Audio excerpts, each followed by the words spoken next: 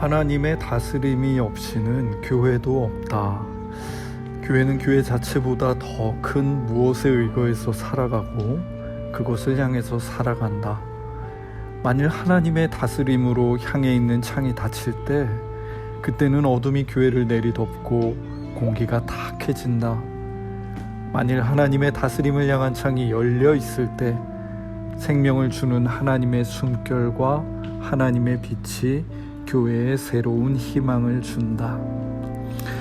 볼프의 말입니다. 교회인 우리들은 한 주를 지내며 하나님을 향해 창을 열고 살았던가 돌아보게 됩니다. 하나님의 숨결과 빛이 들 수 있도록 창을 활짝 열어보면 어떨까요? 신 앞에 머무는 시간, 저녁 기도를 시작합니다.